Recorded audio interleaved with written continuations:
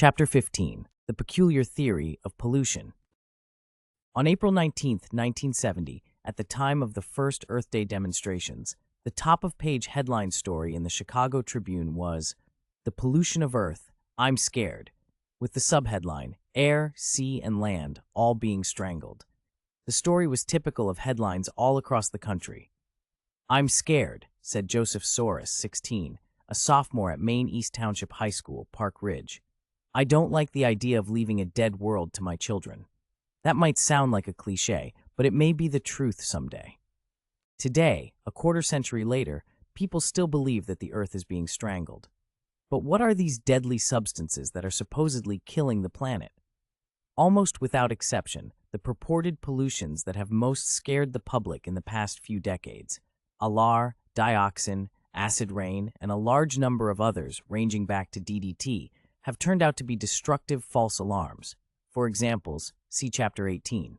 Yet the alarms have been much louder than the later all clears. This contributes to the public's impression that pollution is becoming worse rather than improving. Let us first distinguish between real important pollutions and false or trivial claims. The worst pollutions of the past were diseases caused by microorganisms and spread by contaminated drinking water and by airborne germs and insects. The following story conveys an aspect of life that was common throughout all of human history until very recently. The mystery of death finally came into our household. There had been a fourth child born in the house on the hill. Little Frankie, we always called him, blue-eyed like my father, the sunniest of us all. For weeks, one season, he lay in the parlor fighting for life, scarlet fever, a disease more dreaded by mothers in those days than even smallpox. Daily I stood helpless, agonized, outside the door behind which little Frankie lay screaming and fighting the doctor. I remember even today how long the white marks lasted on the knuckles of my hands after the agony behind the closed door had died down and my clenched fists relaxed. Little Frankie died, became a pathetic and beloved tradition in the household. My little sister, who had made a terrible and successful fight against the disease, told me how she could not understand why father and mother cried when they talked of Frankie. Pollution used to mean such phenomena as human excrement floating in rivers everywhere, as it still does in India and Thailand, and I'm sure many other countries, and as it did in the Hudson River off Manhattan when I was a young man. When I was in the Navy in the 1950s, there were few harbors in the world that were not completely foul. And it was always disgusting to see native kids diving into that mess to fetch the coins the sailors and tourists would throw near the docks for amusement. In the rich countries, we have been so successful in sanitary operations and preventive medicine that infectious diseases are no longer even thought of when pollution is discussed, though in poor countries, these diseases still are mass killers. The next worst pollutions of past and present are dust particulates and perhaps other smog-making emissions from burning fossil fuels. These have killed thousands on occasion and have been systematically associated with the death rate in Great Britain and surely elsewhere. Finally, there are the trivial pollutions and downright false alarms. To see how far we have traveled from the serious killers, consider that packages of common salt for use in medical laboratories must carry the statement, "Warning, causes irritation." And a Geiger counter at a landfill in Berkeley, California, set off a major incident when it was triggered by a bit of iodine-131 in the kitty litter of a cat that had been treated for cancer by a veterinarian. In the poor countries, there are still too many of the age-old pollutions. The next morning, we went down to the nearby Ganges. Close by us, a young woman held a tiny baby and washed its face with river water. She opened the baby's mouth, and with a bit of the Ganges, she massaged its gums with her finger. 8 feet away, the corpse of a dead camel floated by that baby. The plan for the next few chapters is as follows. 1. Clarify how economics views pollution, as a trade-off between cost and cleanliness. 2. Study the trends in the purity of air and water as income and population have increased in recent decades. Surprising to many, pollution has decreased, on balance. 3. Consider which is the best overall measure of environmental purity and pollution. Life expectancy seems to be the best, and by that measure, pollution is decreasing sharply. The economic theory of pollution. Economic theory views natural resources and pollution as the opposite sides of the same coin. For example, sooty air is undesired pollution. It may also be thought of as the absence of a desired resource, pure air. The economic theory of resources, introduced in Chapter 1, therefore applies to pollution as well. If the resource in question, pure air, seems to be getting scarcer, that's a sign that society has been using the resource to get richer. And rich societies have more options, as well as more knowledge, for cleaning the air than poor societies. They can install scrubbers in smokestacks, switch to alternative sources of energy, hire researchers to improve technology, and so on. In short, the perceived scarcity of this resource, pure air, generates a public clamor and then economic activity that creates more of the resource than was originally used up. The principle behind the long-run increase in our supply of pure air, or any other environmental good, is the same as with minerals, farmland, forests, energy, and other resources discussed in the preceding chapters.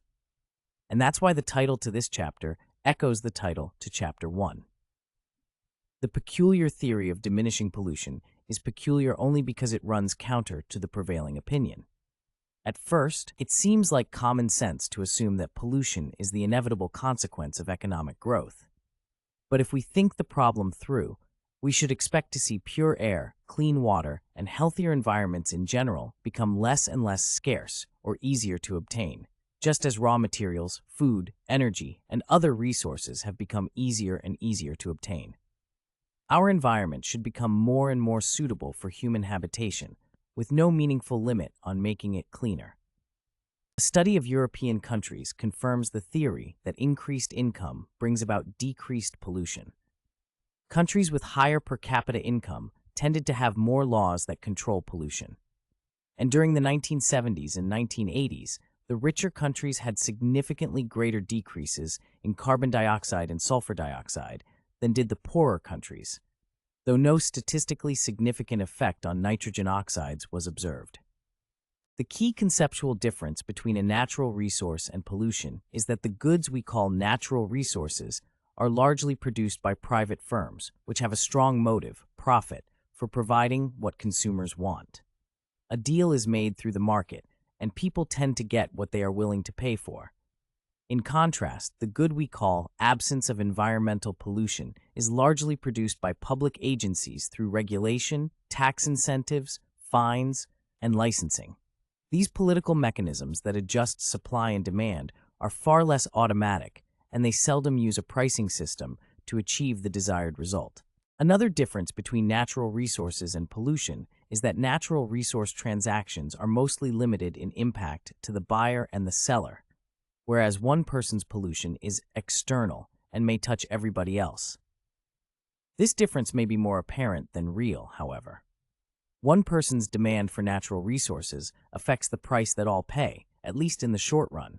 Conversely, the price that one person must pay for a resource depends upon the demand of all others for the resource. Much the same would be true for pollution if there were a well-adjusted system by which people had to pay for the privilege of polluting. But such a price system for regulating pollution is not easy to achieve, and hence resources and pollution tend to differ in how external they are. Economics also teaches the habit of searching out unintended, diffuse, and long-run consequences of immediate actions, the way of looking at problems that we may call the Bastiat-Hazlitt maneuver. This is the central issue in the study of population economics and of this book. A pollution example: CFCs, chemicals used in refrigerators, are being phased out with the aim of protecting the Earth's ozone layer and reducing skin cancers. Whether this direct effect would occur is itself an open question. But there are indirect and unintended effects that should also be considered. For example, might this ban lead to higher prices of refrigerators and hence lower the use of them in some poor parts of the world? And might this lead to increased spoilage of food and hence increased disease, which would work in the opposite direction from any skin cancer reduction? Ralph Keeney and Aaron Wildavsky have shown that any government intervention, environmental rule, safety requirement, or conservation regulation that saves lives at a sufficiently high cost in reduced economic growth would have a more than offsetting indirect negative effect on health and mortality because lower income causes poorer health. The Bastiat-Hazlitt maneuver insists that when assessing a technology or policy, one should see the benefits as well as the costs, the hidden effects as well as the obvious ones.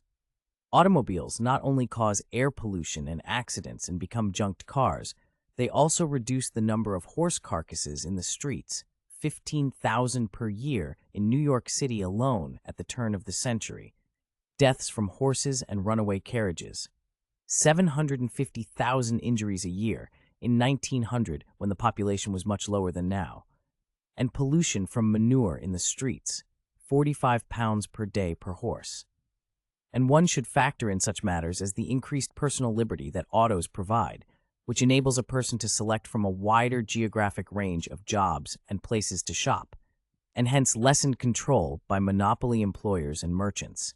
A third insight from economic theory concerns the different outlooks of engineers and economists. The engineer views all emissions of pollutants as bad and studies how to get rid of them. Though sensible technical persons do not make this error, many technical analysts set as a goal the total absence of pollution. The notion of zero pollution reminds me of a Simon household discussion comparing the virtues of rinsing a dish from the faucet versus dipping it into a pan of rinse water, which fairly quickly is no longer pure. When my children were growing up, I often said to them that the aim in washing dishes is not to get the dishes clean, but rather to dilute the dirt to an acceptable degree. This always put them in a tizzy.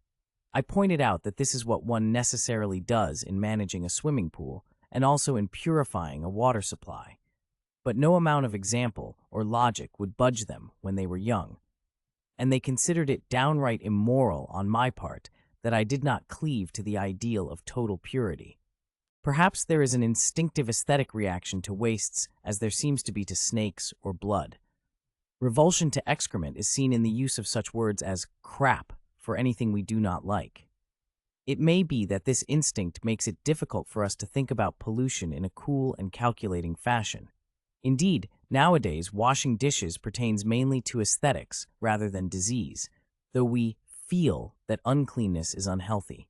Another relevant analogy is that pollution is like sin. None is the ideal amount, but in economic thinking, the ideal amount of pollution is not zero. It is no easier to wean environmentalists from the ideal of no radiation and no trace of carcinogens than it was to persuade the Simon kids that we should simply dilute the dirt to an acceptable extent. This mindset stands in the way of rational choice on the path to the reduction of pollution. In contrast to the technical view, the economist asks about the optimal level of pollution. How much cleanliness are we willing to pay for? At some point, we prefer to spend money to buy more police service or more skiing rather than more environmental cleanliness. The problem of pollution for economists is like the problem of collecting a city's garbage. Do we want to pay for daily collection, or collection twice a week, or just once a week? With environmental pollution, as with garbage, a rational answer depends upon the cost of cleanup, as well as our tastes for cleanliness. And as our society becomes richer, we can afford and are prepared to pay for more cleanliness, a trend that we shall see documented in the following chapters. A cost-benefit analysis that weighs and compares the goods and bads of a given pollution control policy implements the economic theory of comparing the overall costs and benefits to society, including the toll in human life of pollution. Though economists have long conducted such analyses, they now are being called for more frequently by policymakers, to the applause of most economists and to the dismay of many non-economists who feel that it is immoral to put explicit values upon human life, as the analyses usually require. An example of this controversial type of cost-benefit analysis is the study of regulations to control volatile organic compounds, VOCs, and to a secondary extent, dust particulates, by Alan Krupnick and Paul Portney. Analyzing the improvements in air quality mandated by the 1990 Clean Air Act, they assessed the costs and benefits, and if the analysis is to be done well, it must include all such effects, even effects upon nature that are difficult to appraise in dollars, as valued by the public now and in the future. The analysis showed that the costs associated with a 35% reduction in nationwide emissions of VOCs in areas presently violating the law will be at least $8.8 billion annually by the year 2004 and could be as much as $12 billion. Yet the acute health improvements that we predict to result from these changes are valued at no more than $1 billion annually and could be as little as $250 million. Krupnik and Portney also applied their analysis of health effects to the especially troubled area of Southern California. They found a similarly unfavorable cost-benefit balance for proposed air pollution control efforts taken as a whole in Southern California, but speculate that the benefit-cost ratio may be favorable for particulates and could also be affected substantially if effects other than on health were included in the analysis. So this analytic tool can help policymakers sharpen a policy to operate where it is especially needed, thereby gaining benefits to the public and avoiding waste. The Krupnik-Portney analysis also has the virtue of helping discriminate among sub-policies. For example, they found that though reducing urban ozone gets the most attention from the public, reducing dust particulates has a better cost-benefit health ratio. Still, another virtue of cost-benefit studies is that they help sharpen scientific discussion. Because the Krupnik-Portney calculations are stated objectively, other analysts could a year later present another set of calculations for California's South Coast Air Basin and make clear which elements of the analysis are the subject of disagreement. This helps researchers and policymakers thrash out differences in a reasonable fashion. Of course, it is crucial that a cost-benefit analysis take into account all the important aspects of the situation, non-monetary as well as monetary. By making the calculation explicit, however, such studies can highlight these intangible matters, which otherwise may be considered in a quantitative fashion. Pollution is a bad thing, by definition. Economists conceptualize the reduction of pollution as a social good that can be achieved technologically but costs resources. The question before us is, what is the optimal level of pollution in light of our tastes for a cleaner environment relative to our desire for other goods? Ecologists' criticisms of economics. Some who call themselves ecologists severely criticize economists' thinking and its effects on national policy. They even deny that those who have been trained in modern economics actually deal with economic realities. Among these critics, Paul Ehrlich is noteworthy. He laments the blunders Simon and other economists of his ilk commit when they attempt to deal with problems of population, resources, and environment. Here is a quote from him in a newspaper article, introduced as follows.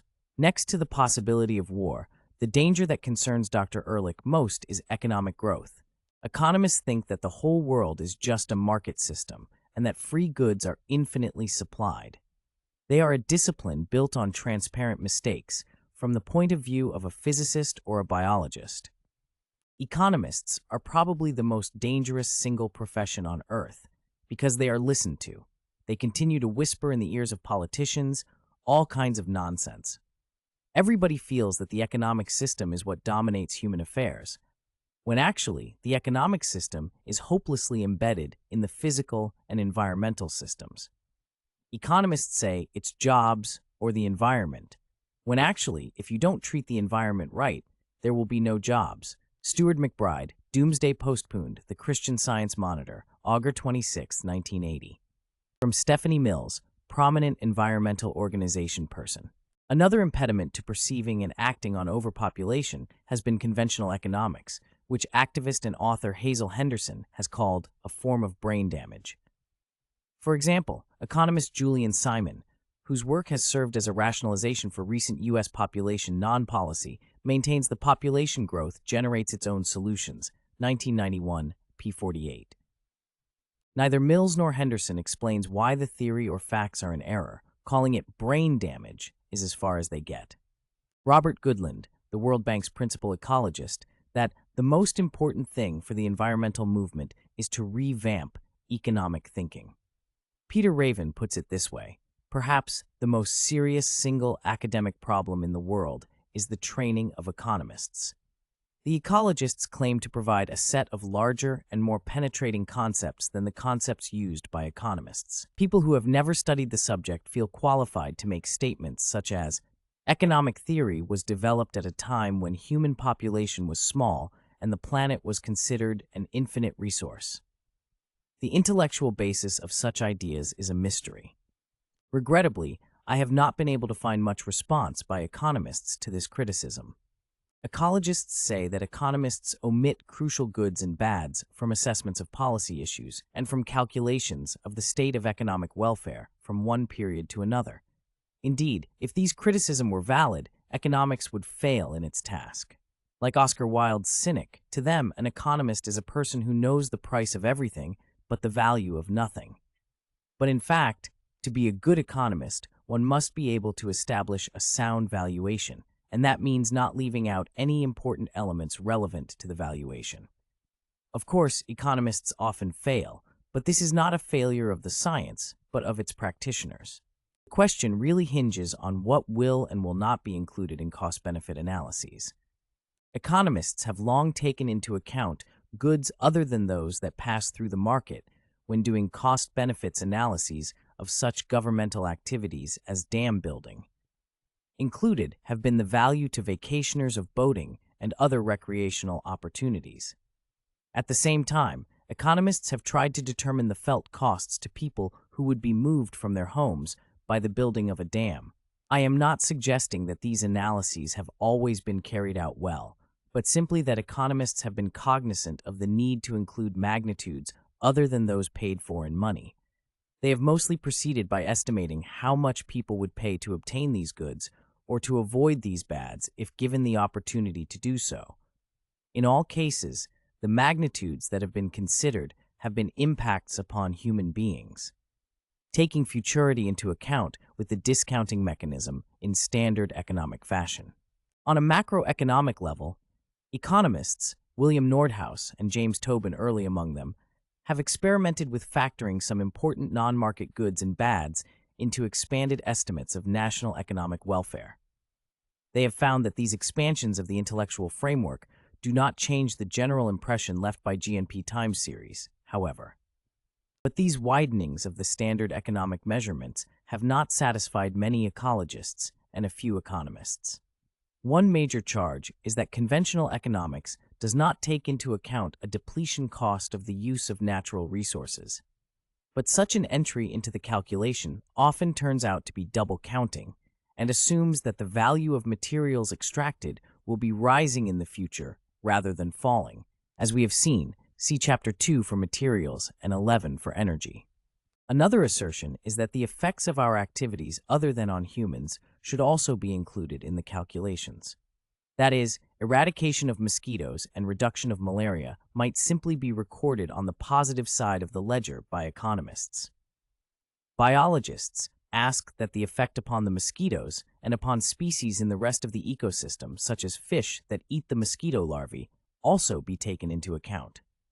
Some who call themselves ecological economists have produced graphs that show an index of sustainable economic welfare as a substitute for conventional national income accounting, which is declining in recent years rather than rising. Regrettably, mainstream economists have not dignified this work with solid critique, to my knowledge. I confess that I cannot make head or tail of this writing. A detailed analysis of what seems like metaphysical writing would require considerable space and would go beyond decent bounds for this book. Ecological economics also tends to have a different concept of the role of future generations in present decisions than does conventional economics. Sometimes it has a very short horizon, quoting, "In the long run, we're all dead," and sometimes a very long horizon, as in energy accounting, where the effects 7 billion years from now are treated as of equal value with present effects. Conventional economics discounts the future in a graded way, as do buyers of bonds. See Chapter 10 for more discussion of the matter in the context of conservation of resources. Also Chapter 4 on humans as long-run creators rather than destroyers. This ecological line of thought does not allow for the fact that because knowledge accumulates with time and human effort, the sources of wealth increase with time, and the relative values of natural resources decline, as, for example, the value of farmland declines over time as a proportion of all assets. See Figure 8.1. Herman Daly disputes this by saying that the current 3% figure, the size of the agricultural sector, could soar to 90% in the event of a serious disruption of agriculture. I do not know how to reply to this without resorting to satire. More generally, people in the future are likely to be richer in every sense, including a cleaner, healthier environment, than people now and in the past because of the accretion of knowledge. But this is apparently left out of ecological economics. Economists reverse the charges with a parallel argument. Ecologists accuse economists and human society generally of being freeloaders in using up the world's endowment of natural resources and leaving too little for people in the future. Economists accuse ecologists of being freeloaders in using the knowledge produced by human beings in the past, while opposing the addition of more people who will increase the stock of knowledge that will raise the standard of living even more for people in the future, including future ecologists. Ecologists seem to be calling for an economics-like science based on their own values, which include the points of view of other species. But the science of economics has always been concerned with human welfare. To ask that it be otherwise is properly not a criticism of it, but rather an assertion of one's own values. Furthermore, there simply is no way to bring these additional valuations into the standard calculus of economics, nor into any objective science. How could one operationally value the loss to individual mosquitoes, to their species, and to other species of eradication? This goes beyond simply estimating the size of populations, a standard task of ecologists. One can base on objective measurements an analysis of whether the United States is better or worse off economically if, say, cigarette advertising is banned, though even this requires assumptions that some economists regard as improper. And it is possible to make a meaningful cost-benefit analysis of the effects upon humans, including the values to humans of the spotted owl, of banning logging in an area where the spotted owl lives. But to include the value of the spotted owl to itself or to other species, or to calculate the loss of a species that humans do not even know about, or the value of an event on another planet that we do not see or hear or feel, would require an entirely different sort of calculus. The only calculus that has been suggested so far depends upon specifically religious values deriving from particular religious doctrines and is not based on measurements that have the basic scientific property of objectivity and can be repeated by independent observers. This is the thrust of the ecological economist Herman Daly mentioned in Chapter 12. Energy accounting has seemed to ecological economists to have the property of objectivity. One can measure the number of units of energy used in various human activities. They then value the activities by their energy inputs. The fundamental flaw in an economics based upon energy accounting is discussed in the afternote to Chapter 12. Though they could not be more critical of conventional economics, these persons have not offered a substitute for criticism in its turn. In the vernacular, you can't beat sumpin' with nuttin',